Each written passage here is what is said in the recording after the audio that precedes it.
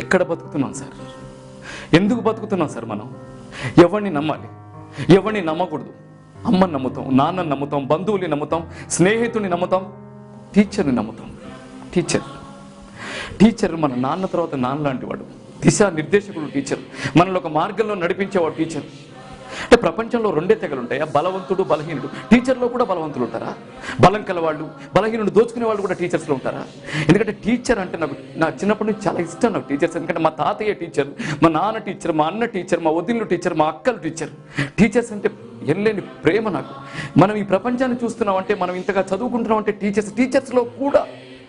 మొన్న బెంగళూరులో ఏంటిది, మొన్న డాన్ బాస్కో స్కూల్లో ఒక టీచర్ ఏంటి, పిల్లలు ఇంగ్లీష్ మీడియం స్కూల్లో తెలుగు చదువుతున్నారని స్కేల్ విరిగేటట్టు కొడతారా? ఏం జరుగుతుంది సార్ అసలు? పొద్దున్నే ఏ ఇంట్లో చూసినా కూడా స్కూళ్ళకి వెళ్ళాలని, పాఠశాలకు వెళ్ళాలని ఎంత పవిత్రమైన మాటలని మనం వింటూ ఉంటాం సార్. ప్రతి ఇంట్లో పిల్లలు ఉన్న ప్రతి ఇంట్లో ఎలా అంటే గురువులను చూస్తే ఎలా అనిపిస్తుంది అంటే, గురువులందు నీచ గురువులు వేరయా అనిపిస్తుంది. గురువులందు నీచ గురువులు వేరయా. ఆ స్కూల్కి పంపేటప్పుడు ఈ టీచర్స్ మనకు గుర్తొస్తారు. ప్రతి ఇంట్లో మార్నింగ్ ఎవరింటికైనా గోడ దగ్గర ఇలా వెళ్ళి నిల్చుంటే వినిపించే మాటలు ఏంటంటే, మా అమ్మ కదా నాన్న, లేనన్న స్కూల్ టైం అవుతుంది, లేమ్మా నా బంగారం కదమ్మా, అబ్బా ప్లీజ్ అమ్మా 5 minutes పడుకుంటానమ్మా, ప్లీజ్ అమ్మా, వదిలేలే ఇంకా టైం ఉంది కదా పడుకొని, అయితే మీరే రెడీ చేయండి, మీ వల్ల ఇలా తయారవుతుంది. పిల్లలున్న ప్రతి ఇంట్లోనూ ఇలాంటి మానవ సంగీతంతోనే తెల్లవారుతుంది. ముద్దుగా, మురిపంగా, బలవంతంగా లేపి నిద్రలోనే నడిపించి, బ్రష్ చేయించి, పాలు తాగించి, లాలపోసి, టవల్ చుట్టేలోపు ఇల్లంతా చుట్టేసే పిల్లల్ని నవ్వులతో మనము చేసి పట్టుకొని, తుడిచి, పౌడర్ వేసి, యూనిఫామ్ వేసి, జడలేసి, బొట్టెట్టి, ముద్దెట్టి, ఏ దృష్టి పడకుండా దిష్టి చుక్కెట్టి తీసుకెళ్లి సెకండ్ హోమ్ లాంటి స్కూల్లో దింపి, బాగా చదువుకోనన్నా, అల్లరి చేయొద్దమ్మా అని టాటాలు చెప్పి మళ్ళీ ఓ ముద్దెట్టి నమ్మకంగా, ధైర్యంగా ఇంటికి వస్తాం. మరి మన పిల్లలు ఉందెక్కడ? స్కూల్లో, విద్యాలయంలో. అక్కడ గురువులు ఉంటారు, సద్గురువులు ఉంటారు, విద్య ఉంటుంది, విద్యచే భూషితులైన సౌశీలులు ఉంటారు అక్కడ. విద్యాదానం చేసి విద్యార్థుల నుండి ఏమీ ఆశించని నిస్వార్థులు ఉంటారు అక్కడ.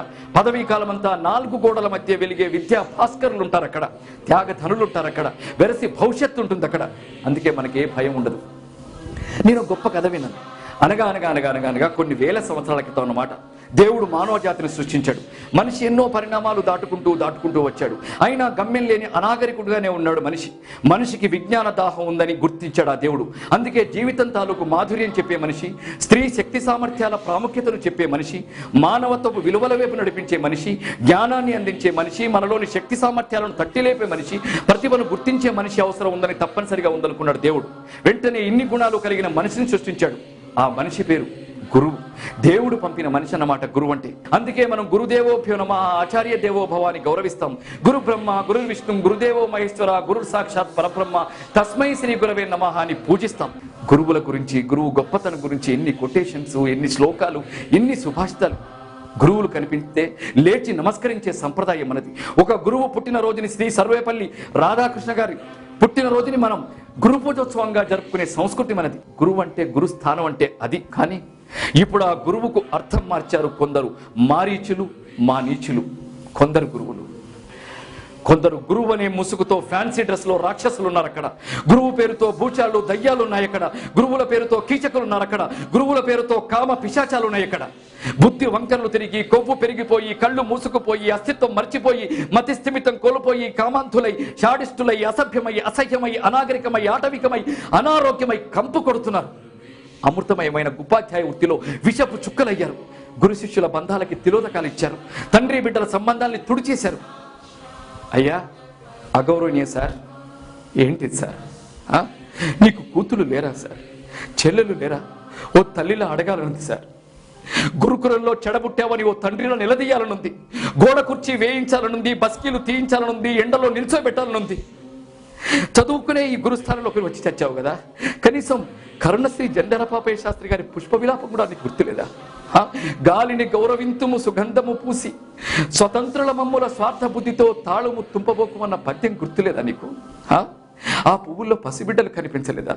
పువ్వులాంటి పసిబిడ్డలరా, పసిమొక్కలు, సీతాకోక చిలుకలు, లేలేత పూల రేకులు, అరిటాకులు, చిదిమితోనే కందిపోయే బుగ్గలు, పాలిగారే పసివయసు, దూది పింజల్లాంటి అరచేతులు, లేలేత పాదాలు, బుడిబుడి నడకలు, అమాయకమైన కళ్ళు, బిత్తర చూపులు, ముక్కు పచ్చలారని పచ్చని మొక్కల ముద్దు బిడ్డలు, చాక్లెట్ ఇస్తే అన్నం అనుకుంటారు, ముద్దు పెడితే నాన్నం అనుకుంటారు. ప్రపంచంలోని మగాళ్ళందరూ నాన్నలు అన్నలు అనుకునే పసి వయస్సు, పసి మనసు.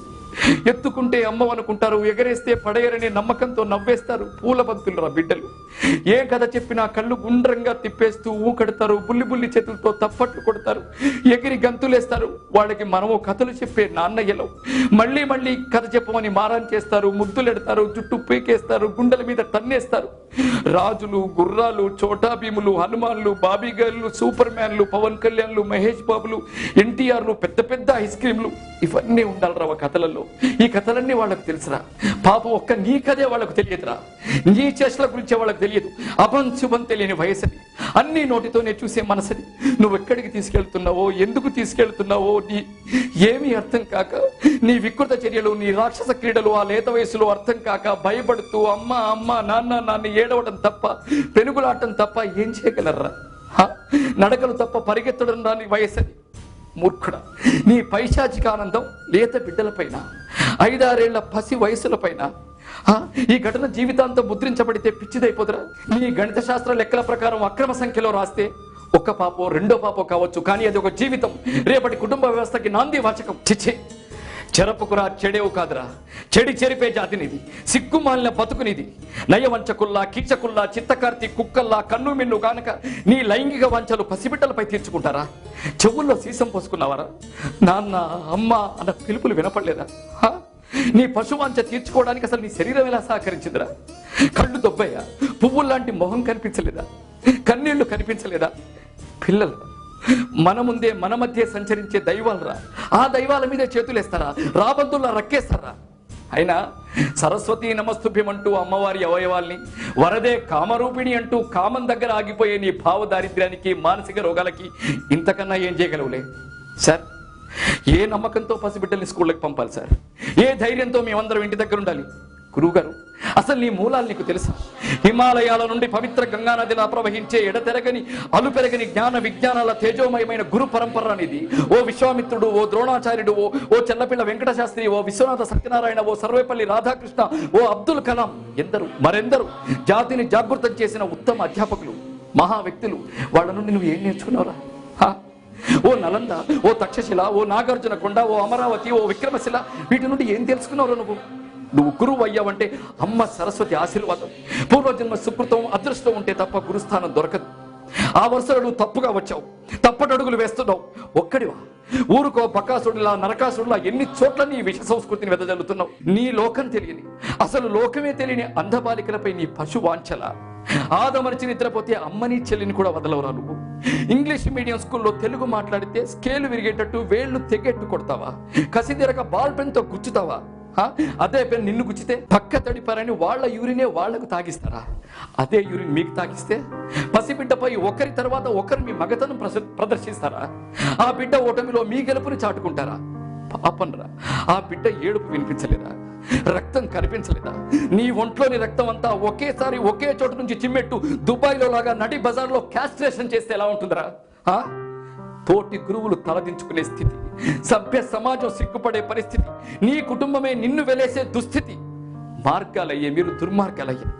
విద్యార్థులంటే పెరిగే మొక్కలరా, ఆ మొక్కలకి ఊతకర్ర గురువు, ఆ ఊతకర్రే ఊచకోతగా మారిన వైనం. వెరీ బ్యాడ్ నువ్వే, వర్స్ కండక్ట్ సర్టిఫికెట్ నీదే, 0/100 మార్క్స్ కూడా నీకే. నల్లటి బోర్డుపై తెల్లటి అక్షరాలు రాసే నువ్వు తెల్లటి విభూతి పొట్టంటి గురుస్థానంలో నల్లటి మచ్చల తయారయ్యు. 4 గోడల మధ్య నుండి 4 దిక్కులకి తల ఎత్తుకు తిరగగలిగే విద్యార్థుల్ని పంపే నువ్వు 4 రోడ్ల కూడలిలో నగుబాటైన బ్యాడ్ స్టూడెంట్ అయ్యావు. చచ్చిపో, చచ్చిపో. నువ్వు నేర్పిన అక్షరాలే నిన్ను చూసి అసహించుకుంటున్నాయి. అక్కడ అక్షరాలు, వ్యాకరణాలు, గుణింతాలు, ఛందస్సులు నిన్ను చూసి చీదరించుకుంటున్నాయి. అక్షరాలు పదాలుగా, వాక్యాలుగా, పేరాలుగా మారి పేజీల నిండా నీ నీచ సంస్కృతిని దుమ్మెత్తిపోస్తున్నాయి. ఒక్కో అక్షరం ఒక్కో బాణమై, ఒక్కో శూలమై, ఒక్కో గుణపమై గురువు ముసుగులో దోబుచ్చులాడే నీ గుండెల్లో దిక్కక ముందే చచ్చిపో. హత్య చేసిన అపకీర్తి అక్షరానికి గుర్తు. ఇంత నీచాన్ని చూస్తూ ఎందుకు బ్రతుకున్నావా, ఎందుకు నశించని బ్రతుకు మాకెందుకు ఇచ్చావని అక్షరాలని అమ్మ సరస్వతికి మొరపెట్టుకుంటున్నాయి. తండ్రి గురువుగారు, మొత్తం స్త్రీ జాతి నీ మీద కాండ్రించి ఉమ్ముతోంది, మొత్తం పురుష జాతి నిన్ను వేలెత్తి చూపుతోంది. భూమాత వడిలో ఆడుకునే పిల్లలంతా చీమల దండులా బయలుదేరి నీలాంటి సర్పాల్ని చావగొడతారు. ఇక మరోవైపున గురువు అనే పవిత్ర పదం తగిలించుకొని భక్తి ముసుగులు రక్తి గురువులట సంత ఆశారాములు, నిత్యానంద గురువులు, కల్కీలు, కల్తీలు ఎందరు గురువులు రా. ఎవరిని నమ్మాలి, ఎలా నమ్మాలి? గుడి కన్నా బడి పదిలమా, బడి కన్నా గుడి పదిలమా? ఏది పదిలం కాదు. ఇది ఇంతే, మా బతుకులింతే. మాది సచరిత్ర భారతదేశం, సకల శాస్త్రాల నిలయం నా దేశం.